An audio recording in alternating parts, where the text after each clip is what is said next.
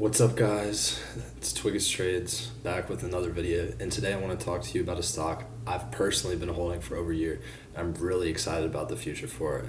It's a long-term value play, not like some of my other videos where I talk about it multiplying quickly in the next 6 months, but it'll definitely multiply, and long-term it is a phenomenal pick, and there's still plenty of time to get in. So without further ado, let's get into it. Alright, so I just want to talk about the industry QXO operates in, and this is the $800 billion building products distribution industry.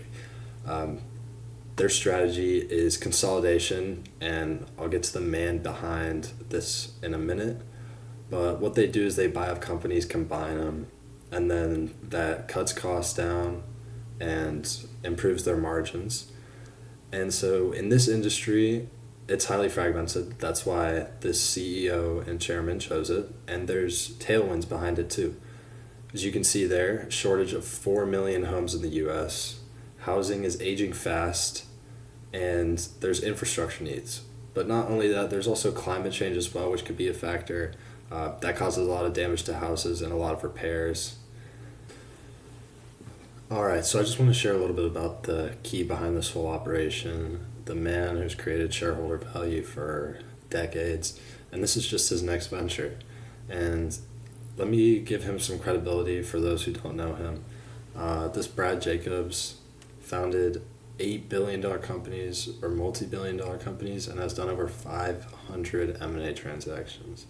Now, that's a lot of experience, and you can't find that anywhere else.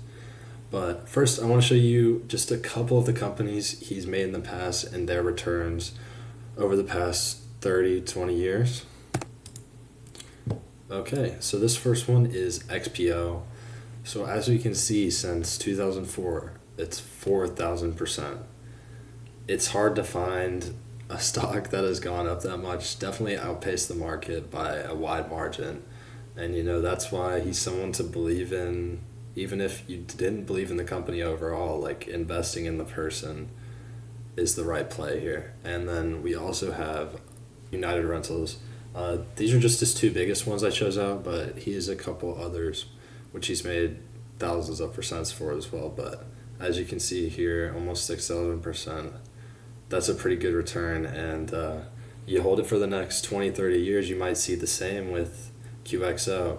And so that's what this is all about. Now I'm just going to show you a couple of points about what he says about the company, because it's best to hear it from him. So I've got a couple quotes, a couple of points of why this consolidation into the building materials industry is the right way to go and why it's going to succeed in the long term. So next I'm going to talk about some of the quotes from the man himself, the man behind the operation, Brad Jacobs. And so the reason, number one, why he chose this industry is because it is a data-rich, tech-poor industry.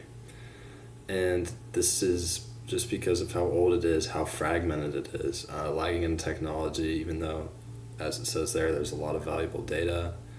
And then in that quote we see there's a lot to be fixed, and by consolidating these companies and applying technology, they can improve all this. And he's done this before with XPO, and it was key to its success, and you can see that with the stock price. I mean, they can do the similar things here.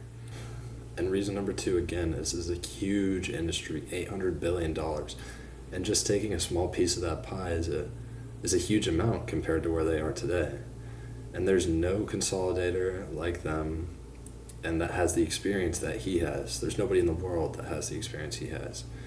And the regional players, which they can combine, improve margins, grow organically. And it's similar to all the projects he's had in the past. I mean, he talks about, it reminds him of the early days of United Rentals. This industry has recurring demand, secular growth, and these are the tailwinds. So aging U.S. housing. We also see rate cuts coming. Mortgage rates are hopefully going to follow that as well. Climate-related disasters, climate change is going on. Roofing isn't optional. They have to get more roofing. There's nothing they can do about that. Hopefully there's not too much destruction. We never want that. But from a business standpoint, it is good for the stock. And then yes, that does imply less cyclicality than other sectors just because it's not optional. It's, if you need it, you gotta get it. Reason number 4, they're a people first company. As he says, great people make great companies, and by consolidating all of this, they get the leaders from all of those companies coming together and working to, expand those margins, consolidate what they can consolidate. And they've hired some great leaders so far. I mean, if you look at their board, they even have positions for chief AI officer. I'm not sure how many people have a chief AI officer, but it's great, especially with going back to it's a data-driven field with the real-time pricing, analytics, all of that stuff, very important. And the fact that they're hiring a chief AI officer shows that they're embracing that fully and they're ready to get the most and improve the technology that needs improvement in this industry. All right, so next I want to highlight some things they've done recently. First off, they hired someone from Walmart who was working with AI and procurement. I thought it was pretty cool. I mean, they're really focusing on the tech aspect here and data analytics in an industry which has so much data in it, with pricing and just a bunch of other things. It's great that they're focusing on this. And then something big, they acquired their first company, Beacon, for $11 billion, and this makes them the largest publicly traded distributor of roofing, waterproofing, and complementary building products in the United States. And this is huge, so they were able to integrate it pretty quickly. I thought it would take like a month after the acquisition or just like some amount of time for the website and all that to get ready. But I looked the first day, I mean, they were already ready. You go on Beacon Roofing site, it says it's QXO, and they've got everything up there. I would definitely check it out if you're interested in investing because it's awesome to see. And so this is what he said during Q2 earnings. He said they've identified opportunities that exceed our initial expectations. And this is just great to hear from someone in Brad's position. I mean, this shows that they don't have to just rely on consolidating all these companies. They can grow it organically. And as it says, double the Beacon EBITDA. That's great to hear. Hopefully the other companies that they're looking to acquire will be the same.